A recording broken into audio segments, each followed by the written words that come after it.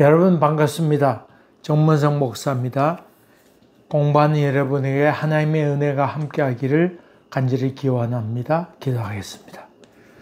은혜로우신 주님, 무엇보다 예수 그리스도께서 우리 마음의 중심에 오셔서 주의 살아계심과 인도하심을 느껴가는 저희들 되도록 도와주시옵소서. 예수님의 이름으로 기도하옵나이다. 아멘. 여러분과 같이 나눌 하나님의 말씀은 요한복음 1장 19절에서 34절까지입니다. 제가 읽는 말씀은 앞부분과 끝부분을 읽겠습니다. 1장 19절 20절 먼저 읽습니다. 유대인들이 예루살렘에서 제사장들과 레위인들을 요한에게 보내어 내가 누구냐 물을 때에 요한의 증언이 이러하니라. 요한이 드러내어 말하고 숨기지 아니하니 드러내어 하는 말이 나는 그리스도가 아니라 한데. 그다음에 저 끝부분 33절 34절 두 절입니다. 나도 그를 알지 못하였으나 나를 보내어 물로 세례를 베풀라 하신 그이가 나에게 말씀하시되 성령이 내려서 누구 위에든지 머무르는 것을 보거든 그가 곧 성령으로 세례를 베푸시는 이인 줄 알라 하셨기에 내가 보고 그가 하나님의 아들이심을 증언하였노라 하니라. 아멘. 사람들이 세례 요한을 많이 추종했지요. 많은 사람들이 그를 따라다녔습니다. 그렇게 될 때에 유대인들이 사람을 보냈는데 이 제사장과 레위인들을 보냈습니다.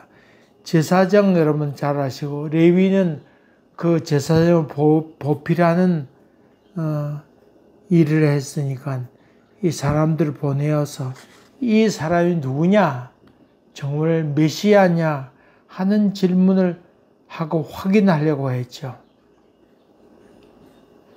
또 이 글을 기록했던 이유는 그때 그렇게 추종했던 사람들이 나중에 다 흩어지게 되었는데 이 사람들 가운데 많은 사람들이 세례 요한이 메시아라고 한 생각이 많이 있었습니다. 그래서 회당이 있는 곳 곳곳에 이 세례 요한의 숭배 사상이 많이 있었다고 하는 것입니다. 거기에 요한은 분명한 선을 그어야 되겠다는 생각을 갖게 되어서 이 글을 기록하게 되었습니다. 세례 요한에 대해서 간략하게 좀 알아봅시다. 그 아버지가 스가랴였죠. 그 엄마도 엘리사벳인데 엘리사벳도 그 제사장 집안의 사람이었습니다. 그런데 이 엘리사벳은 예수님의 어머니 마리아와 친족 관계였다. 그렇게 기록하고 있죠. 그래 이 메시아에 대해서 또 주의 길을 예비하는 사람에 대해서 이사야와 말라기에 예언해 있지요. 그래서 메시아가 오기 전에 하나님께서 엘리야를 다시 보낼 것이다. 엘리야는 죽지 않고 병거 타고 하늘에 올랐던 사람이죠. 그러니까 죽지 않고 갔으니까 다시 올 것이다. 그런 예언의 말씀들이 믿음이 이스라엘 사람 마음 가운데 다 있었습니다. 거기다가 세례 요한은 그런 제사장 집안으로 사람으로서 넉넉하고 풍족할 만한 삶을 다 놔두고 광야에 가서 낙타 가죽을 입고 낙타 가죽이 까칠까칠했습니다. 사람 입기에 참 힘든 옷이었는데 그런 옷을 입고 메뚜기와 석정을 먹고 지냈습니다. 다시 말하면 깨끗한 삶을 살았다. 그런 말이죠. 또 이 의미 가운데는 나시린처럼 그렇게 살았습니다. 그러니까 많은 사람들이 그를 메시아로 생각했습니다. 또 그 가운데 소수의 사람들이 그를 숭배하기까지 하게 되었습니다. 이럴 때 사람들이 흩어지게 되니까 계속해서 그 숭배하고자 하는 마음이 있게 되죠. 결국 이로 인해서 이단이 발생할 수 있는 문제점이 그 가운데 있게 되었죠. 여러분, 흔히 사람들이 묻습니다. 세례 요한이 먹었던 메뚜기와 석정, 그것이 무엇이었는가? 그럼 세례 요한이 메뚜기 잡으려고 한두 마리도 아니고 그거 조그만 걸 얼마 먹어서 배가 부르겠습니까? 그거 잡으러 다니고 뭐 그렇겠는가? 그렇게 얘기하는 사람도 있습니다. 석정 같은 경우는 꿀이죠. 광야의 꿀이 뭐 그렇게 많았겠어요. 또 더군다나 그가 광야에서 지나던 사람도 아니었는데 제사장 아들이었으니까 광야의 삶에 대해서 전혀 몰랐잖아요. 근데 메뚜기가 석정을 먹었다는 것에 대해서 참 이해하기 어렵다. 그렇게 얘기하는 사람도 많이 있습니다. 이 메뚜기라고 하는 열매는 누가복음 15장에 나오는 그 탕자의 얘기가 나오지요. 이 주염 열매라고 하는 말이 나오는데 이 주염 열매의 별명이 메뚜기라 그 당시에 불렀습니다. 또 석정이라고 그랬는데 여러분 잘 아는 대추야자 있잖아요. 꼭 꿀과 같지요. 아주 달고 맛있는 대추야자가 있는데 이 대추야자를 꿀이라 그렇게 부르기도 했습니다. 그러니까 이 세례 요한이 먹었던 것은 주염 열매와 그리고 대추야자를 먹고 지냈다. 그렇게 이해하는 것도 과히 나쁘지 않다고 봅니다. 하여간 이렇게 해서 이거 먹고 살면서 광야에서 회개하라고 그렇게 외쳤던 사람이 세례 요한이었죠. 근데 사람 보내어서 세례 요한에 대해서 당신 누구요? 그렇게 묻게 했습니다. 근데 세례 요한이 20절에 요한이 드러내어 말하고 숨기지 아니하니 그렇게 표현하고 있습니다. 요 증언하는 사람의 조건이라 볼 수 있죠. 뭔가 비밀을 마음에 숨기고 있으면 증언자로서의 해당 사항이 없게 되었죠. 여러분, 한국의 김구 선생을 살해했던 살해범이 있죠. 안두희라고. 이 사람이 당시의 배우가 누구냐 여기에 대해서 계속해서 침묵하였습니다. 여러분 그거 보면서 참 의리가 있구나 그렇게 생각할 수 있습니다만은 더 중요한 것은 진실을 말하는 것이죠. 증인을 하는 일 가운데 마땅한 자격은 진실을 말하는 것입니다. 그래서 김구 살해범 안두희가 진실을 얘기했다라면 한국 사회가 보다 더 정의로운 사회가 되었을 텐데 계속해서 침묵을 지키고 그렇게 함으로 말미암아 역사 발전에 누가 되었지요. 이 예수 그리스도께서 누구신가 여기에 대해서 참 신실한 증인도 필요했고 또 증인도 필요했지만은 또 그가 넘치지 않는 사람이라고 하는 것에 대해서 믿을 만한 증인이 필요했죠. 이렇게 사람 보내어 당신이 메시아입니까? 그렇게 물었더니 나는 그리스도가 아니라 그렇게 고백했죠. 근데 오늘 읽은 본말 말씀 다음에 당신이 엘리야입니까?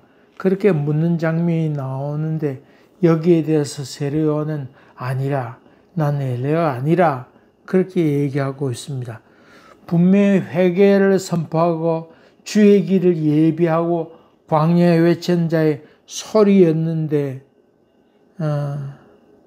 그 엘리야로서의 사명을 분명히 했던 사람이 분명한데 그럼에도 불구하고 세례 요한은 자기 아니라 얘기합니다. 왜 그랬을까요? 물론 스스로 내가 엘리야다 그렇게 말하기 힘든 부분도 있겠습니다만은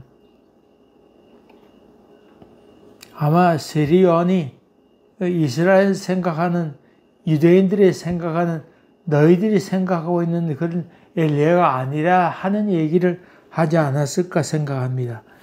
구름 타고 병거 타고 하늘에 죽지 않고 올라갔는데 그것처럼 다시 와서 너희들에게 주의 길을 예비하는 해방을 얘기하고 또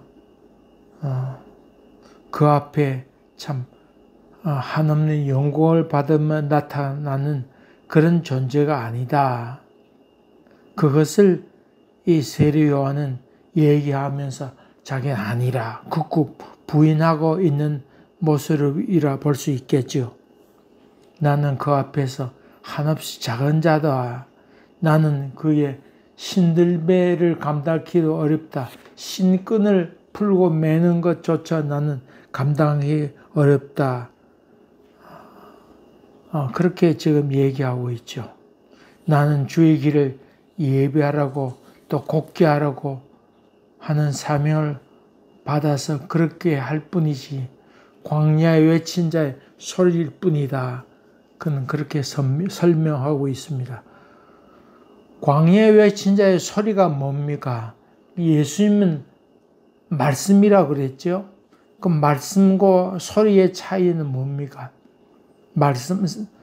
소리는 그냥 생명이 없는 소리입니다만 말씀은 그것에 메시지가 있어야 말씀이죠. 다시 말씀드리면 생명이 있었다 그런 말이죠. 예수 그리스도의 말에는 권위가 있고 무엇보다 하나님의 의도, 하나님의 마음이 담겨 있다 그런 말이 되겠죠. 그래서 광야 외친 자의 소리로 세례 요한은 살아가게 됐고 예수님은 말씀으로 선포하게 됩니다. 여러분 강연과 이 설교의 차이가 있지요. 강연은 도덕적으로 윤리적으로 이야기를 해서 감동 감화 많이 할 수 있습니다. 그런데 설교는 하나님 말씀을 선포하는 것이 설교지요. 차이가 있습니다.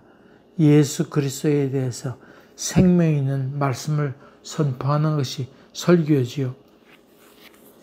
여러분 성경 공부와 예배의 차이가 있습니다. 성경 공부가 참 중요합니다만 중요한 것은 예배 드리는 일이죠. 다시 말하면 예배 드린다고 하는 것은 주님과 만나는 작업이라 볼 수 있습니다. 이렇게 해서 세례 요한을 외친 자의 소리로 남게 되고 그리고 예수님 말씀으로 오셨다는 것을 계속해서 나중에 반복해서 요한복음이 얘기하고 있죠. 세례 요한은 그는 흥하여야 하겠고 나는 쇠해야 하겠다 그런 말씀을 하고 있습니다만 그가 세례 요한이 예수에 대해서 세례를 베풉니다. 여러분이 예수님에 대해서 세례를 베풀었다고 하는 말도 참 중요한 말이죠. 세례를 받았다고 하는 것은 죄를 씻김을 받았다 그런 의미가 아니겠어요? 깨끗이 씻겨졌다 하는 것을 의미하는 것이 세례입니다만 예수님에 대해서 세례를 베풀었다 하는 이야기는 참으로 중요하지요. 이 세례 요한이 얘기하기를 아까 봉독하는 것처럼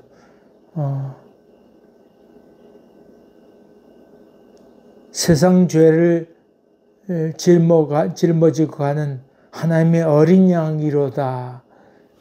그런 말씀이 기록되어 있죠. 세상 죄를 짊어지고 가는 어린 양이로다. 그렇게 설명하고 있습니다.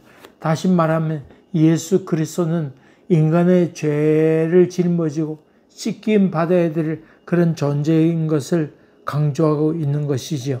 1장 29절에 있는 말씀, 세상 죄를 지고 가는 하나님의 어린 양이로다.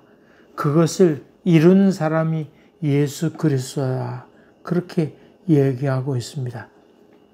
여기서 세례 요한에 대해서는 세례 요한은 꼭 필요한 증언자이면서도 동시에 넘어서선 되지 않은, 그가 메시아가 분명히 아닌 존재로서 그 위치를 잘 지키는 일이 필요했습니다. 그래서 요한은 이 세례 요한을 불러다 놓고 그가 메시아가 아니다, 그리스도가 아니라 하고 한 말을 분명히 하면서, 그럼에도 불구하고 증인은 신실해야 되니까 그 신실성을 이 세례 요한을 통해서 얘기함으로 예수 그리스도께서 메시아임을 강조하고 있는 것이죠. 그런 점을 본다고 그러면 세례 요한은 자기 자리를 잘 지킨 사람이라 이렇게 볼 수 있습니다. 여러분, 믿음이라고 하는 것은, 신앙의 눈이 떠진다고 하는 것은 자기 위치를 잘 찾는 일이고, 거기에 넘치지도 않고 부족하지도 않게 생활하는 것, 그렇게 생각하고 따르는 것이 신앙이라고 볼 수 있습니다. 이런 은혜가 여러분 가운데 충만하게 되기를 주의 이름으로 간절히 기원합니다. 기도하겠습니다. 사람들이 아무리 많이 따르고 그를 칭송하고 높인다 할지라도 이 세례 요한은 나는 그리스도가 아니라 분명히 선을 그으면서 단호히 증언하고 있습니다. 우리의 믿음도 더하여 주셔서 내 위치를 보게 하여 주시고, 하나님이 하늘에 계시고 나는 땅에 있나이다, 이런 고백을, 믿음의 걸음을 잘 걸어가는 저희들 되도록 은혜를 베풀어 주시옵소서. 예수 이름으로 기도하옵나이다. 아멘. 또 뵙겠습니다. 감사합니다.